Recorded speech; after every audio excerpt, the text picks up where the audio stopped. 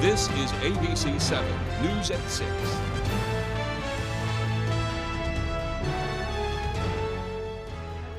National Police Week, a time to honor all those in law enforcement. The state of Maine is suddenly mourning the loss of one of its own. Good evening and thank you for joining us. I'm Beth Jones. A Maine game warden died today in a plane crash, and we are learning more about exactly what happened. Our Callie Warren joins us now live in studio with the latest. Callie. Beth, officials are stressing tonight that this investigation is only a matter of hours old and details are limited at this time.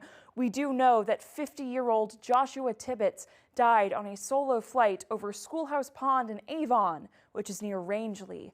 He was stalking fish and collecting data on that flight before an unknown cause led to his crash. His aircraft dispatched a distress call around 11 a.m.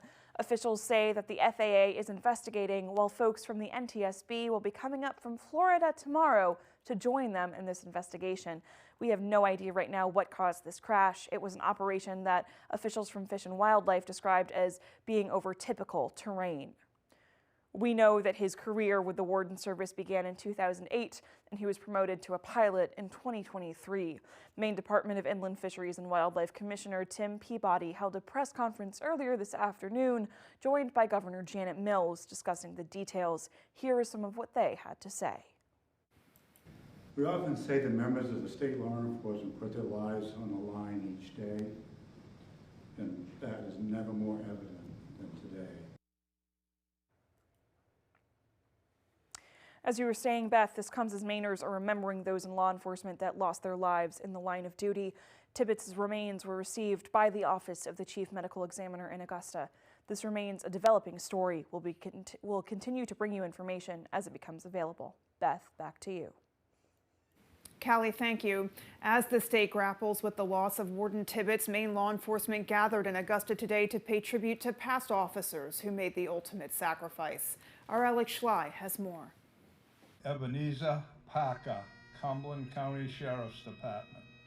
Charles E. McIntosh, Portland Police Department. Frank C. Wing, Maine State Police.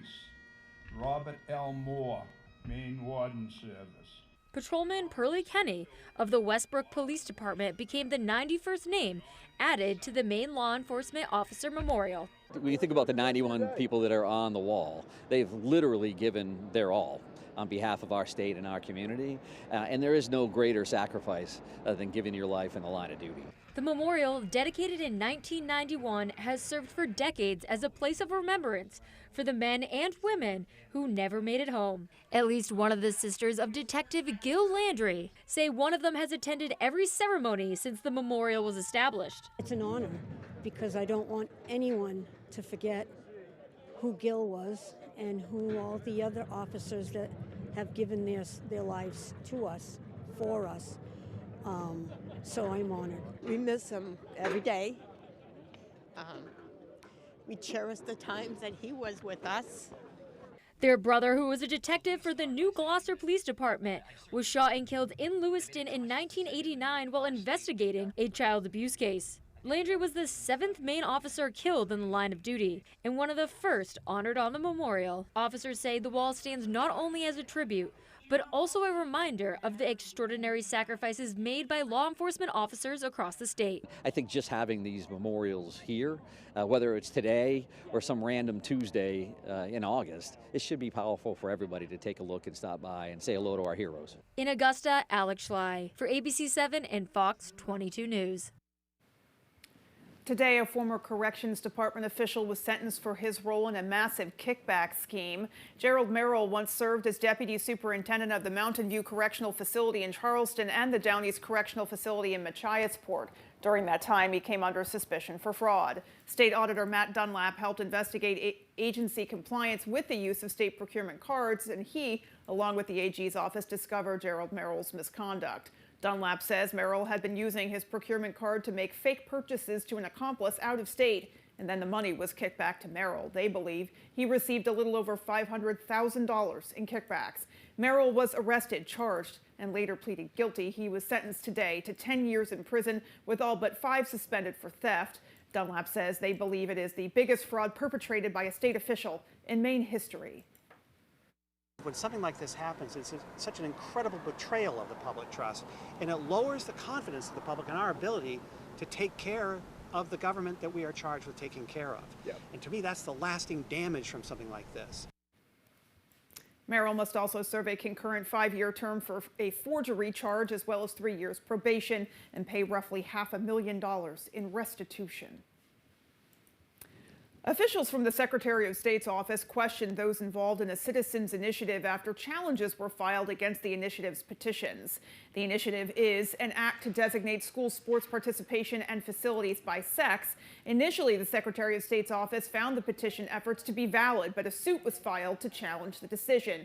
Today, officials with the Secretary of State's office questioned those involved on how they gathered their signatures and whether those who were petitioners were actually qualified to be. There is no clear timeline thus far as to when a decision there will come down.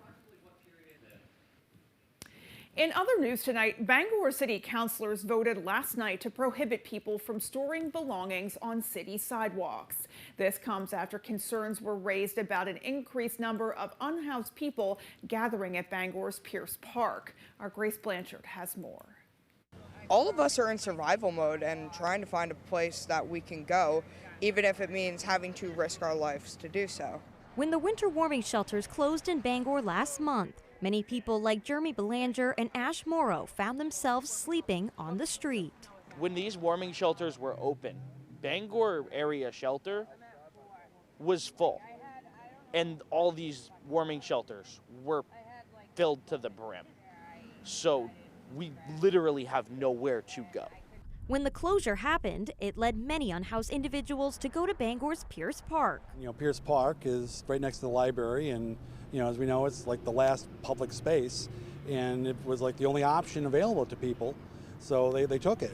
However, officials say it has created challenges for police and safety hazards, with people leaving their belongings on the sidewalk. Just in the name alone, sidewalk, it's a place where people should be allowed to walk. Monday night, the City Council voted unanimously to pass a modification to an existing sidewalk ordinance that prohibits people from storing belongings on city sidewalks. It is not good. They're refusing to help us, yet want us off the streets. Pressure from the community led to a recent reduction of hours at Pierce Park and more police in the area. Councilor Michael Beck says this remains a complex issue. It's one thing to answer the question where people can't be. I want to see us answer the question, where can we be, or where can they be? According to Councilor Beck, the modifications to the ordinance will take effect 10 days after the vote. In Bangor, Grace Blanchard, ABC 7 and Fox 22 News. A brewing company in Brewer is stepping up to help a state trooper and his family who lost everything. Mason's Brewing Company is donating a portion of their sales today in support of State Trooper Greg Ramp and his family after they lost their home to a fire back in March. Ramp, his wife Natasha, their 2 children, their pets, including Trooper Ramp's canine, all made it out of the fire safely, but are now starting over with nothing. Ramp has served with Maine State Police since 2019 and has worked as a canine handler since 2022. Mason's is open until 9 p.m., so there is still time to head over there, get a little something, and support the family. Alrighty, folks, let's pause now and take a first look at our forecast. All right, Beth, thank you. Let's start here. This is a frost advisory for tonight into tomorrow morning. Low temperatures down near 32 or so will give us that frost tonight into tomorrow. It'll quickly, though, lift tomorrow morning. All right, so temperatures out there today, not really warm. High temperatures are supposed to be mid-60s. We're at 52 in Millinocket, 55 here in the Bangor area. So a bit cooler than I thought was going to happen today because there was less sunshine across the area and a gusty northwest wind as well. We had a few wind gusts near 25 miles per hour throughout the day today. So the actual low is way over here, but some low clouds kind of hung on all day long today. Kept the sun kind of at bay a bit, and that gave us temperatures a bit cooler across the area today. And now this one here is quickly moving our direction for tomorrow. Likely bring us rain showers tomorrow late afternoon, and that rain will linger into Thursday and probably Friday as well. Our forecast then for tonight, though, is clear skies first, then kind of clouding over. Look for low temperatures in the 30s. Your full forecast is coming up. Thank you, Jeff. And just ahead, we'll be taking a look at national headlines. Stay with us. Do you take propane tank? Anything goes. How about cardboard? Anything goes. How about old rug? Yeah, anything goes. So this too? Furniture removal, basements, garages, attics, hoarder houses. It doesn't matter here at Anything Goes Junk Removal. Anything goes. Well, almost anything. Hard work used to be enough in Maine. You could stern in the summer, plow in the winter, dig clams, and send your kids to college. That's not possible anymore. We didn't stop working hard. The rules changed. I'm running to get money out of politics, past real term limits, tax the wealthy, not the workers, and guarantee health care as a right, because you shouldn't have to be a billionaire to get a fair deal. I'm Graham Plattner, and I approve this message.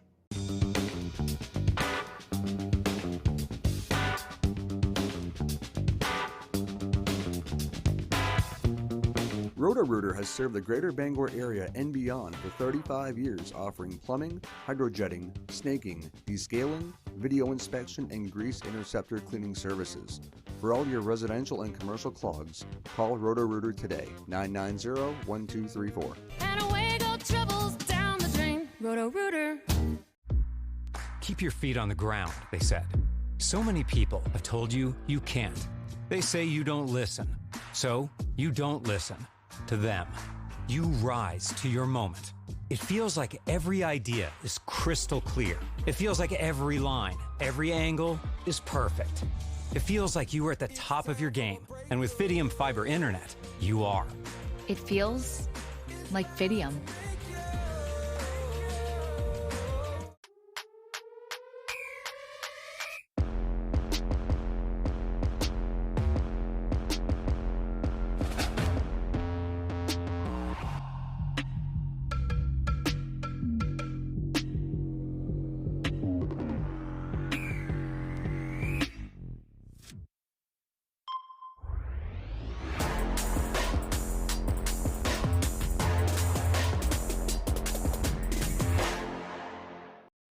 You're watching ABC 7 Bangor.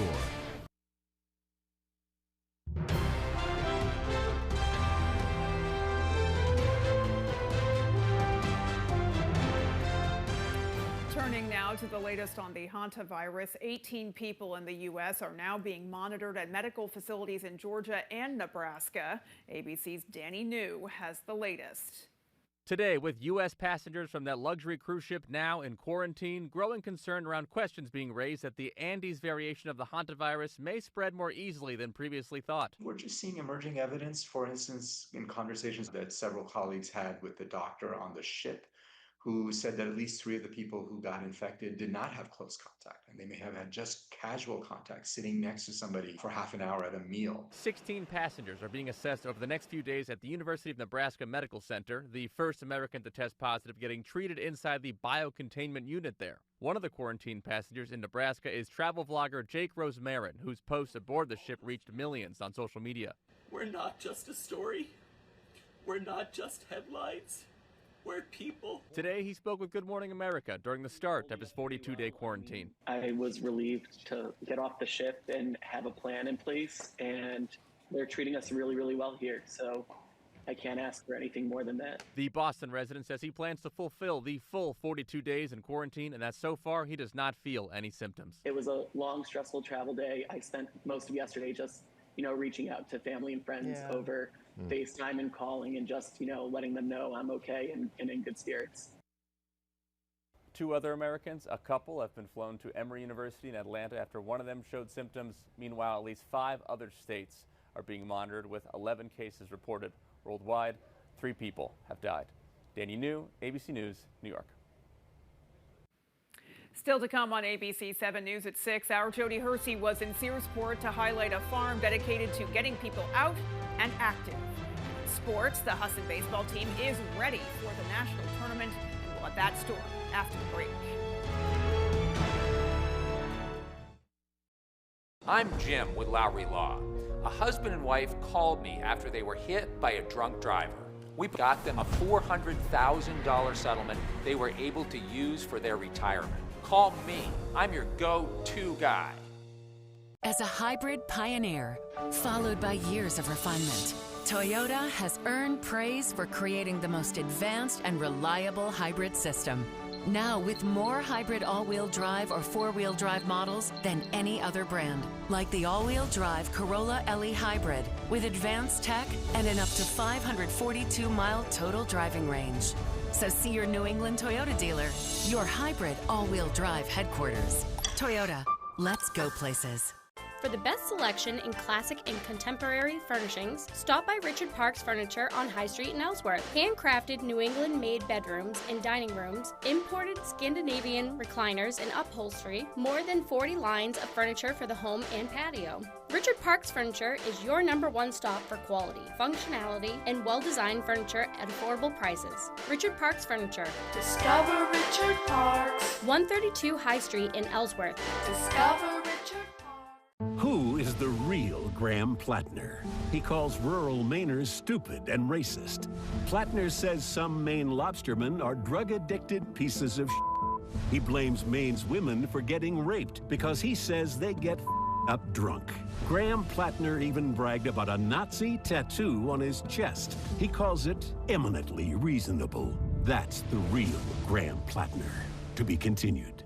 Pine Tree Results Pack is responsible for the content of this advertising. Next Jeopardy, a clear-eyed champion. Now has his sights set on win number 5. Will the spot and the TOC come into focus? Wow, no pressure. Only on ABC 7.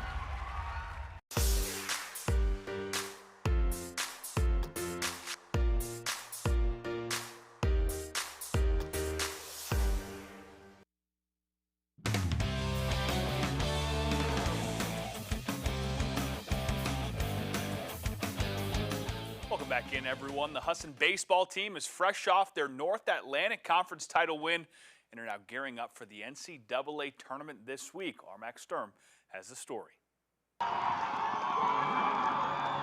The Husson University Eagles are just days removed from their 7th consecutive North Atlantic Conference title. Winning those big games really never gets old. Winning championships is not only the goal, it has become the expectation. Obviously, I know there's been a standard here for quite some time, and that goes before me. And obviously, you know, the senior class right now just came in and did a great job of setting the tone right away, especially for a large freshman class that we had. Instilling a championship culture year after year goes deeper than just the play on the field. From top to bottom, it's really a group effort. Even the guys, you know, that might not be in the game, they're cheering hard on the side, you know, helping us in between innings, getting the guys loose, you know, always just staying ready for when their number's called. A team's standard and mindset are deprived from its leaders and those who came beforehand. This senior class has been here for the past 4 years, obviously, and they've won 4 straight conference championships, and it goes much before them. That senior class from last year did a great job of it, obviously, with winning 5 straight conference championships, and really that standard has been here for even well before these guys have been here. I was just able to learn from the guys before me. I grew up local guy right here in Bangor, so I saw the program kind of on its way up. And I had great leaders in front of me, Kobe Rogerson, Jackson Curtis, Tanner Evans, like other local guys that I could really build after. Another conference title means yet another trip to the NCAA tournament. It's awesome, super fast pace, you know, some of the best baseball you'll see around, you know, at any level. We're super excited, and obviously the standard now is to win games at a regional. The Eagles will face number 9 Endicott College on Friday, and they're treating it like any other game on their schedule. We don't really care about who we play against. We just know, you know, we got to take care of business on our side of things and handle the things that we need to take care of, and, you know, we're pretty confident heading into this. In Bangor, Max Sturm, ABC 7 and Fox 22 Sports. Thank you for that, Max. We hear from Eagles softball on Wednesday. The Maine Mariners and Wheeling Nailers will face off in Game 4 of their best-of-7 North Division Finals Tuesday night at the Cross Insurance Arena, with the Nailers leading the series 2-1. The Mariners climbed back in the series last night thanks to a hard-fought 6-3 win. The Mariners opened up a 3-0 lead early in the first period and never looked back. It was a total team effort. Now a critical Game 4 is next with a chance to even the series up at 2. Very critical. I mean, we don't want to go down 3-1. We just got to play our game, and, you know, I think good things will happen. yeah, we're looking to even up the series and have an extra game here as well. Every game from here on out to Game 7 is how we're looking at it. So just coming out, playing physical, and playing as a team and staying connected should help us get the win tonight. Keep in mind, former Black Bears David Brazil and Nolan Renwick on that Wheeling Nailers squad. We'll have the highlights for you later on. For now, that's all the time we have for sports. Here's your full 5-day forecast. Patriot General Contractors, your go-to for all your carpentry needs. Let's talk weather out there for today and some stuff going on. Lots of clouds across the area for today. Held temperatures back just a bit. And then this is a frost advisory for tonight. Low temperatures right near freezing, thus some frost across the region tonight into early portions of tomorrow morning. Low temperatures last night got down near freezing once again, and we'll likely do this again tonight into tomorrow morning. So please, if you have already planted your garden or some hanging baskets out there, you got ahead of yourself with that one. Bring those baskets in because they are not going to like the temperatures out there for tonight. All right, kind of cool across the area once again. 52 Millinocket, 55 here in the Bangor area. The average high about 66 or so. We're not near that today, but there are warmer temperatures in the 5-day forecast. In fact, there are some 70s back in the forecast in the 5-day forecast for us. The wind today basically northwest, gusting near 25, made the temperatures mid-50s feel cooler, with some cloud cover out there one of those days, right? This wind, though, will die down for a bit tonight, followed by the return of some gusty winds tomorrow. We could see wind gusts tomorrow near 25 miles per hour throughout the afternoon. So the waves out there now around 3 to 5 feet directly onshore will likely stay kind of like this through tonight and through tomorrow as well, with those winds around 10 to 15 miles per hour throughout the afternoon. So going forward, some frost is back in the forecast for us for tonight. Rain showers are back in the forecast tomorrow night, and once those get here, we have off and on rain showers for tomorrow night, throughout the day on Thursday into Friday. So a couple days of wet weather is on the way, but then a much warmer weekend is now on deck for us with some high temperatures back up near 70. We earned it, right? So the big low is kind of pulling away, but it kept the low clouds around today, keeping us a bit cooler than I thought. These low clouds will get out of here for tonight, and likely a couple hours of clear skies, followed by, though, this thing over here to the west of us. That one's got some energy. It's got some moisture. It's got several low systems in there. And once it gets here tomorrow evening, look for rain showers to develop, and that rain off and on throughout the day on Thursday into Friday morning as well. So again, increasing clouds later on tonight. Here's tomorrow about 5 o'clock in the afternoon. Looking at rain showers spreading over the entire region. Off and on rain showers tomorrow night. We could get a break in the action for several hours on Thursday, followed by more rain showers Thursday evening and some heavier rain showers on Friday morning probably as well, before the whole thing finally gets out of here Friday afternoon, and then giving us a very nice weekend around here once again. So the rainfall, probably a quarter to a half-inch rainfall is on the way between now and probably late day on Thursday. Okay, our forecast on for tonight, though, is partly cloudy skies. Some frost is out there tonight with low temperatures right near freezing. For tomorrow, mostly cloudy again or increasing clouds, some rain showers late in the day with highs back near 60. Then looking ahead, your 5-day forecast shows tomorrow 63, rain showers on Thursday 60, same thing for Friday, but then here's the weekend, some 70s back in the forecast under partly cloudy skies. Thank you, Jeff, and there is still more to come after the break.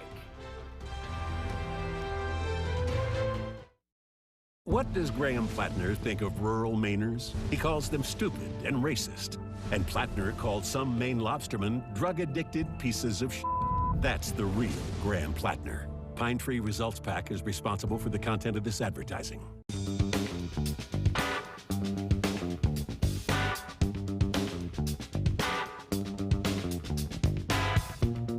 Roto-Rooter has served the greater Bangor area and beyond for 35 years, offering plumbing, hydrojetting, snaking, descaling, video inspection, and grease interceptor cleaning services. For all your residential and commercial clogs, call Roto-Rooter today, 990-1234. And away go troubles down the drain. Roto-Rooter. Kirk Fisher is a motorcycle attorney with first responder experience. He protects fellow riders and those in danger, fighting fires and fighting for your rights. Experienced, determined, and dedicated. Iron Horse Motorcycle Lawyers. Look for motorcycles, or Kirk Fisher will be looking for you.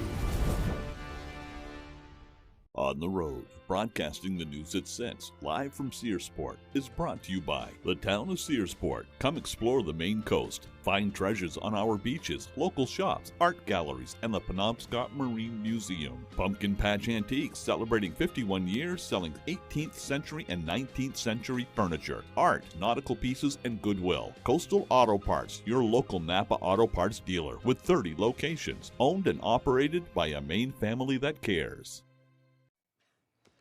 You're getting ripped off. Criminals overbill Maine Care. They even charge for fake services, and Janet Mills let it happen. I'm Jonathan Bush.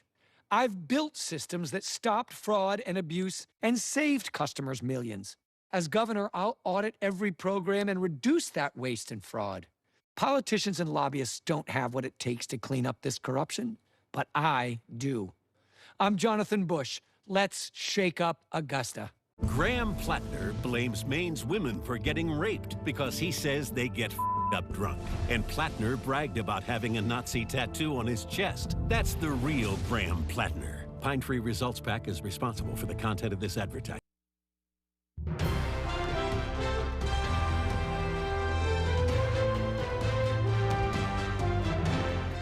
According to the latest numbers on inflation, consumers were paying more for things in April. Inflation rose last month. It was expected to increase, but the annual pace was even hotter than anticipated. The Consumer Price Index rose 0.6% from March to April, excluding food and energy. The CPI for the year ending in April rose 3.8%.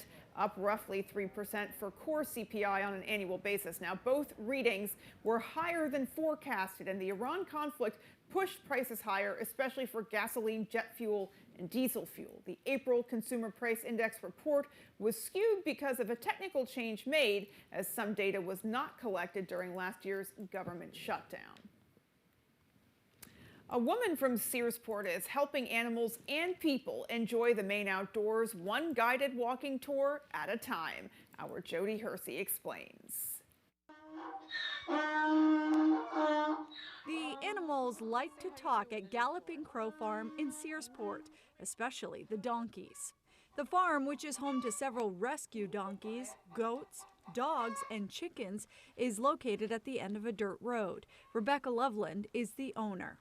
When I was like 12, somewhere around that age, I had like this vision or dream of owning a farm on a hill. And you can't see it from here, but this goes uphill, and it's the vision I have from my childhood. This is it. So it's like a dream literally came true. This spring, Loveland started Down East Donkey Walks, an hour-long outing where you could enjoy the company of one of her 4 rescues during a guided stroll through the woods on her property. There's Cedar and Ed are kind of a pair, and then Coda and Henry. Come here. Loveland said donkeys are a perfect walking companion. They're just so calm. They tend to not be skittish like horses. They love attention.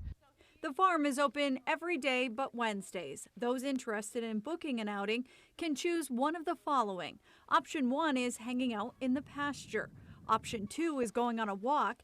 And option 3 is a combination of both. Donkey walks are very slow.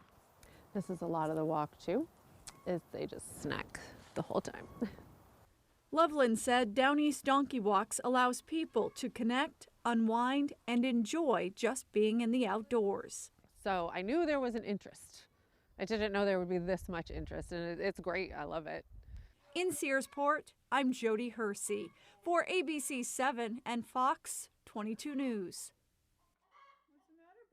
Definitely some cuties right there. Alrighty, folks, that is going to do it for us from everyone here at ABC 7 News. Take care and have a great rest of your night. And for more, join us over on Fox 22 News tonight at 6:30.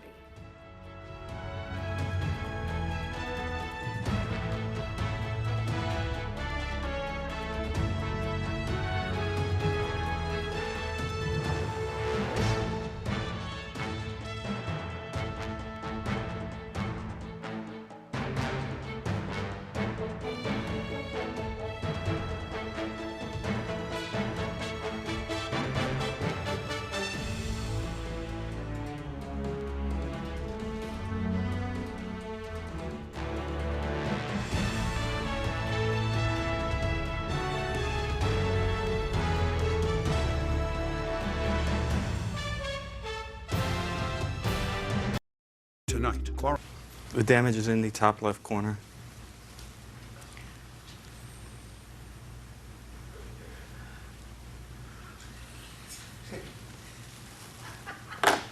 We're done here, Mr. Order. Your Honor, I use this phone for work as well as schoolwork, and it's caused damage to the light sensor, which makes the phone go off intermittently. Goodbye, Mr. Order. I've also been harassed by this man. Goodbye, Mr. Parties are Order. excused. You may step out. Judge Judy continues in a moment. And on the next Judge Judy. My opinion's the only one that counts.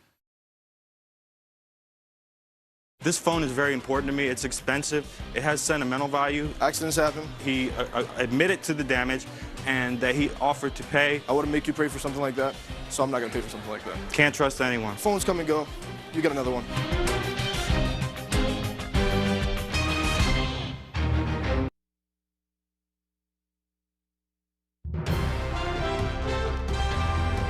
This is Fox 22 News Tonight.